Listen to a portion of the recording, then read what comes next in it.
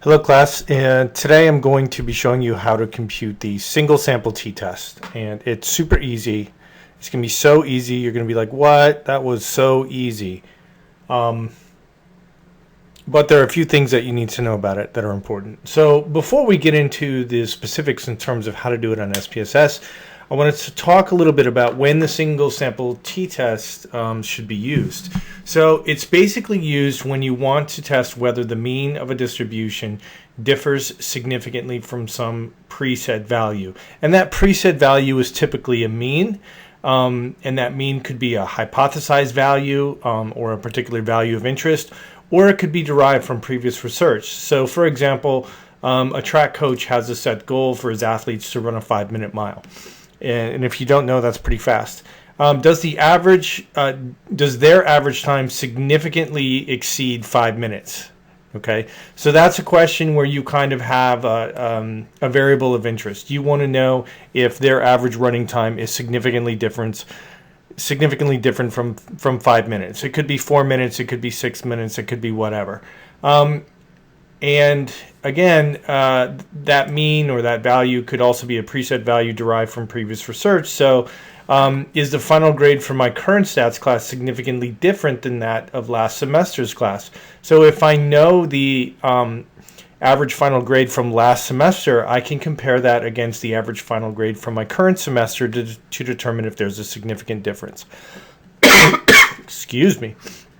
I have a little bit of a cough. So another important thing to keep in mind is that your dependent variable has to be continuous. Okay, so it has to be on a scale. It has to be a scaled measure. So let's go to our example. And actually, what I'm going to be showing you is a one of 3 t-tests. So there are 3 t-tests. There's a single sample, there's the independent sample, and there's the paired sample, which is sometimes called the repeated measure t-test. Fuck.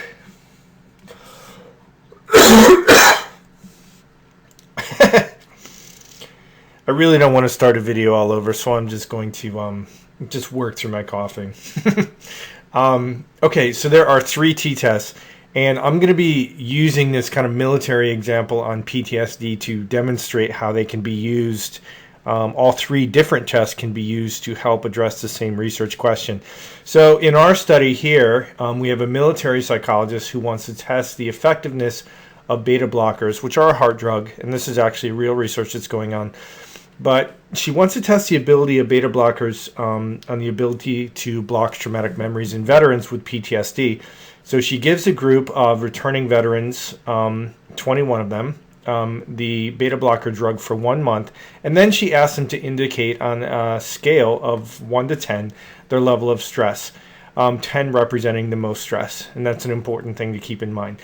And then their scores are reported below, and I just kind of point out here real quick that stress is believed to be the result of traumatic memories, and traumatic memories are in turn believed to be a symptom of PTSD. And the reason I put that in there is because you may be saying to yourself, well, I'm not actually measuring whether or not beta blockers block traumatic memories. I'm measuring their effect on stress. So I just kind of wanted to make this relationship clear, and we'll return to the issue of traumatic memories when we get to more sophisticated tests.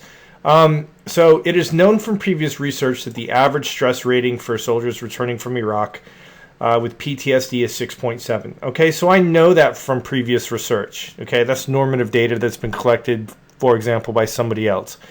So I want to know, does the drug have a significant effect on reducing stress? In other words, I want to know if my sample mean differs from the population mean. Okay, and that's what we're going to do with the single sample t-test. We're going to look and see if that's true or not. So that's your example, and you can find that on Canvas. And of course, the data are right here. You have 21 subjects in your study, and there are their scores, again, on a 10-point scale. So if we actually go into SPSS, okay, you'll see that I have defined my variables. Okay, in variable view, I've named it stress. I've provided a label. It's a scale data, so I don't need to put in a value label, and I've defined the level of measurement. right up here. And I've entered in the data. Okay, so that's obviously the first thing you need to do, and we've covered that in the previous lesson. The next thing you need to do is actually run the test. And to do that, it's very simple. We're going to go to Analyze. We are going to go to Compare Means and select one sample t-test. Okay, and you can see I've already entered the data into the test here, but I can just reset that to show you how I did it. So I have one variable, or in this case I have one variable. If I had a list of variables here, I would simply select the one that I wanted to test. So under test variables right here, this is where your dependent variable goes. And again, it must be a scaled measurement. And under test value, this is where I put in my value of interest, 6.7. So again, we know from previous research that the average stress level of returning Iraq PTSD people is 6.7. Okay, options, we're not going to worry about that. And then you're going to click OK. And that's it for running the test. But running the test is one thing, but you have to be able to interpret the test. That's the other half of the battle. So if we look at the SPSS output here, we have our variable name. We have our sample size. It gives us the mean of our sample, which is 4.14. It gives us the standard deviation, and it also gives us the standard error. Okay, and the standard error is used to actually calculate the value of t, and t is essentially a ratio of mean differences to the standard error, and that's not really important for this discussion, but the standard error is there. So essentially all of the information is here if you wanted to conduct a t-test by hand, but we're not doing that today. So all of that information is in this top box, and then if you go down here, you'll see that the output reports the value of t, which is negative 8.66, which would be rounded to negative 8.67. Your degrees of freedom, which we've discussed in a previous class, is 20. Your significance level, this right here where it says significant two-tailed, this is where it's going to, where you're going to look to determine whether or not your test is statistically significant. So as you'll recall, if the value in this box is less than 0.05, because we're using an alpha level of 0.05, if this value is less than 0.05, you can conclude that your test is statistically significant. Okay, so in this case, 0.000 is in fact less than 0.05, so our test is statistically significant. If you go over here, it shows you the mean difference. So the mean difference is essentially the difference between our sample mean and our population mean. So if you look up here where it says test value, that's our test value, that is our population mean, and then our sample mean is 4.14. So if you take 4.14 and subtract that from 6.7, you get a mean difference of 2.55, okay, rounded to 2.56, okay? And then you have your confidence intervals here. We're not going to worry about that. We're going to talk about that in another lecture.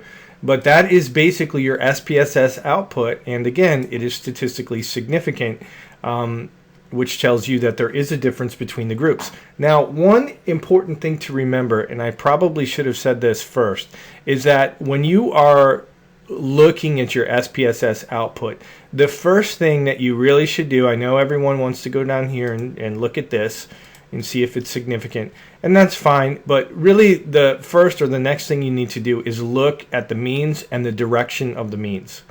Okay, so here we have a mean of 4.14, and here we have a test value of 6.7, and the difference is significant, but just because it's significant does not always mean that your results are as predicted. So for example, if this mean right here were 6.7, and the test value were 4.14, that would mean that the drug is actually increasing stress levels.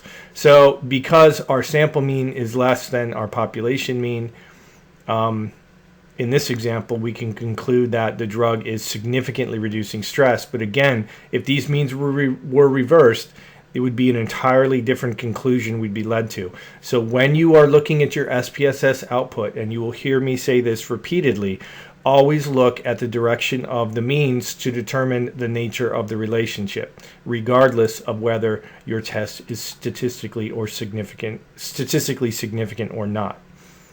Okay? Now, you may be saying, wow, that's really easy, that's all I have to do, and there's more. Okay? None of this means anything unless you can report your results. Okay, so I have provided here an example of a properly APA formatted answer for the single sample t-test. APA, of course, stands for American Psychological Association, and that's the writing format that we will use in this course. So I say here in my reported answer, a single sample t-test was conducted to determine if administering beta blocker drugs reduced the level of stress reported by veterans compared to average stress levels in the veteran PTSD population. Okay, so what I'm doing essentially is I'm just restating the research question here. Okay, and you have to do that because you cannot assume that the reader knows what you're doing. Okay, so you have to restate the question. Now, a lot of the times when you're writing an actual manuscript, depending on the context, your description may be a lot shorter. But insofar as this class is concerned, I want you to clearly restate the research question. Okay? And that obviously gives the reader some context in terms of what your test is all about. So down here, and I'm just going to separate this for demonstration purposes, in this part of the answer, I actually interpret the test and provide the statistical results. And this is really important. It's not enough to just say, and again, you're going to hear me say this over and over, it's not enough to just say the test was significant. That doesn't mean shit, okay? It doesn't tell the reader, for example, maybe the drug made, stress significantly worse, okay? The reader doesn't know. So it's not enough to just say there were significant differences or there was a significant effect of the drug. So here I say the results revealed that the average level of reported stress in the sample, and I provide the mean, was significantly less. So I talk about the nature of the relationship, than was reported in the population, and I provide the mean for the population. Okay, so I provide the means for both groups to the reader, and I discuss the nature of the relationship, and then here I report my test statistic. Okay, my test statistic, this is the proper format for reporting a t-test. So it says T, that's the test you used. 20, those are your degrees of freedom, is equal to 8.67, and P is less. P equals 0.001. So you may be saying, wait a minute, P was less than 0.000. APA format says that if you have a p-value of 0.000, you should report P 001. So that's what I've done here. Okay, and you'll notice that I don't have a less than sign here. I report the exact probability. Okay, and then here, this right here is statistical notation for Cohen's d, which is a measure of effect size. And all APA journals are, requiring you to report effect size of your tests. And we will talk more about effect size in another lecture, or we have talked about it in another lecture. But and we'll talk about how to calculate that. But that's Cohen's d that I report there. Or you can also report R, which is 0.88. And that's actually a huge effect size, showing that there's, the difference is big. So in any case, that's pretty much it. So again, calculating a test is one thing, interpreting it is another, and then communicating the results to your reader or your readership is another component to conducting statistics, and it's an important aspect of this field, because your work really doesn't mean anything if you can't accurately convey it and report it to people who are reading your work. Okay, so that's it for now. Until next time, I will see you.